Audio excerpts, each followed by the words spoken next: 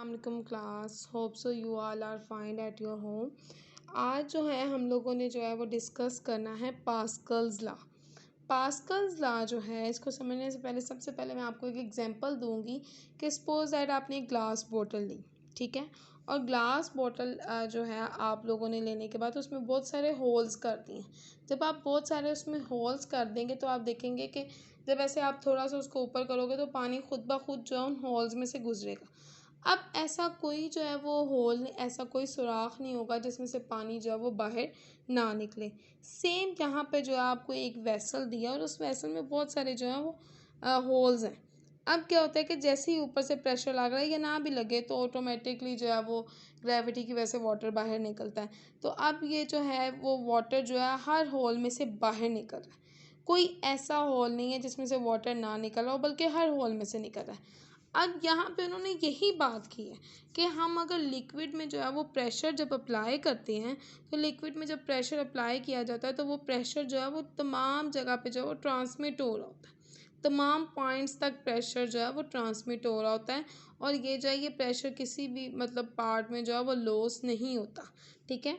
तो ये पास्कल्स का जो है ये यही लॉ कहता है कि pressure applied at any point of liquid enclose in a container is transmitted without loss to other part of liquid. कि आप जो है जब प्रेशर अप्लाई करते हैं तो ये तमाम पार्ट्स तक या कंटेनर के तमाम जो है वो हिस्सों तक जो है वो प्रेशर जा रहा होता है और इसमें जो है वो किसी भी किस्म का जो है वो लॉस नहीं होता। मतलब इसमें फोर्स का या प्रेशर का किसी भी किस्म का लॉस नहीं होता। जैसे यहाँ पे भी आपको जो है वो डिमॉन्स्ट्रेट करके उन्होंने जो है वो दिखाया, ठीक है। अब आगे जो है हम लोगों ने डिस्कस करना है एप्लीकेशन ऑफ पास्कल्स लॉ।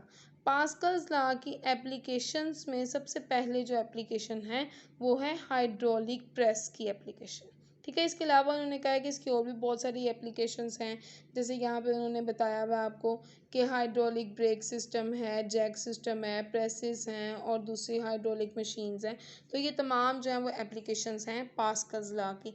लेकिन यहाँ पे जो डिटेल से डिस्कस की है वो हाइड्रोलिक प्रेस जो है वो यहाँ पर उन्होंने डिस्कस किया हुआ है। अब यहाँ पर अगर आप डायग्राम में देखें तो हाइड्रोलिक प्रेस में जो है वो दो एरियाज़ हैं, एक बड़ा वाला एरिया और एक छोटा वाला एरिया, ठीक है।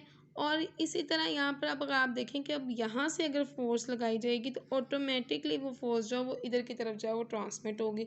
और यहाँ पे अगर इसके ऊपर कोई भी चीज़ सपोज दैट रखी जाए तो वो ऊपर की तरफ हो जाएगी।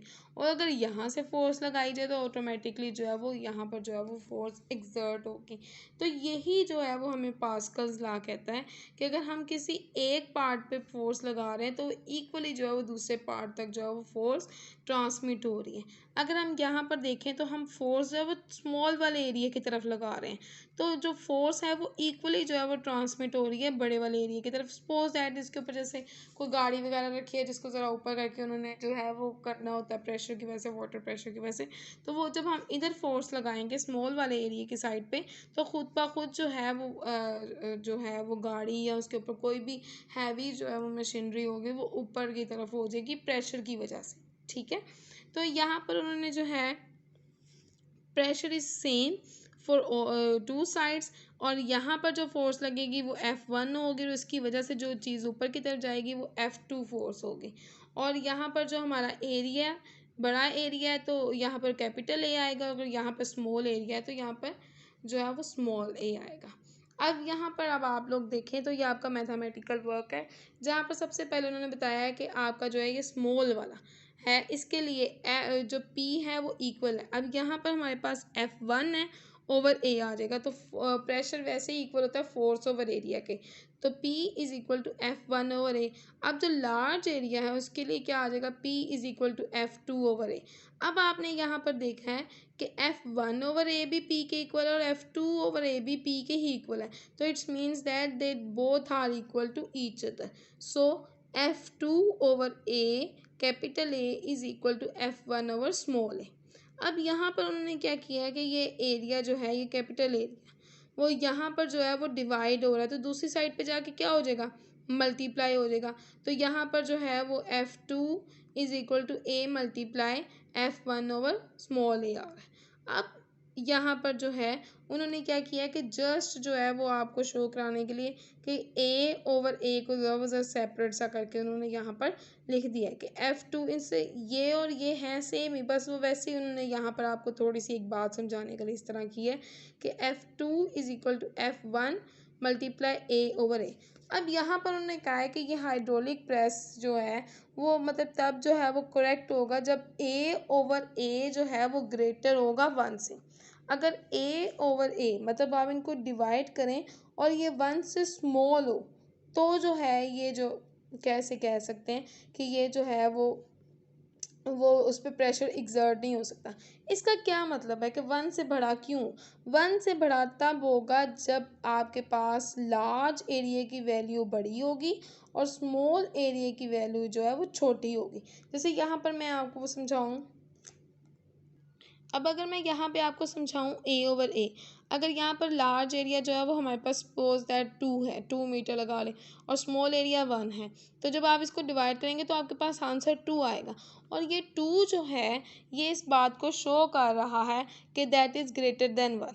अब ग्रेटर देन स्मॉलर देन 1 कब आएगा? जब ये वाला एरिया जो है वो स्मॉल हो जाएगा, तो तब आपका आंसर खुद ब खुद जो है वो स्मॉलर देन 1 आएगा। अगर आप यहाँ पर ये देखें सपोज दैट ये, ठीक है, अब यहाँ पर जो है ये 1 और ये जो है आपके पास 0.5 हो जाए और ये 1 हो जाए, तो फिर आपका आंसर जो भी आएगा 0 point something that is smaller than 1। ठीक है, तो स्मॉलर देन 1 सिर्फ तब भी आ सकता है जब ये वाला एरिया जो है ए वाला ये जो है छोटा होगा। तो हमारा फिर वो हाइड्रोलिक प्रेस का मकसद ही ख़त्म हो जाएगा। हाइड्रोलिक प्रेस में यही होता है कि स्मॉल वाले एरिया में जो है वो फोर्स लगानी है और कैपिटल जो बड़ा वाला एरिया होगा उस तरफ जो है वो फोर्स एक्सर्ट हो। तो इसीलिए हमेशा अगर एरिया बड़ा होगा तो उसकी वैल्यू भी एक ही बड़ी आएगी, अगर एरिया छोटा होगा तो उसकी वैल्यू जो है वो भी यहाँ पर हम छोटी लिखेंगे, तो इस वजह से वो ग्रेटर देन 1 नहीं आ सकती। अब यही आप लोगों ने जो है वो आप लोगों का होमवर्क है, आप लोगों ने सबसे पहले लिखना है कि define Pascal's law and write a note on application of hydraulic press. तो सबसे पहले जो है वो पास्कल्स लॉ की आप लोग यहाँ से यहाँ तक डेफिनेशन लिखेंगे, उसके बाद हाइड्रोलिक प्रेस की जो है आप लोगों ने लिखना है हेडिंग देनी है, उसके बाद लिखना है कि hydraulic press is a machine which works on the principle of pascal law. उसके बाद इट कंसिस्ट आगे आप लोगों ने लिखनी है कंस्ट्रक्शन। ठीक है, और कंस्ट्रक्शन लिखने के बाद आप लोगों ने ये वाला पैराग्राफ F1 तक लिख के जो है वो ये वाली डायग्राम बनानी है, और डायग्राम बनाने के बाद सो ऑन लास्ट तक जो है आप लोगों ने सेम वैसे का वैसे ही सारा जो है वो नोट कर देना। और इससे पहले जो है ये इस वाले पॉइंट से पहले आप लोगों ने हेडिंग देनी है मैथमेटिकल वर्क की। ठीक है, तो होप सो आप लोगों को समझ आ गया होगा। Okay, take care, stay home, stay safe, अल्लाह हाफिज़।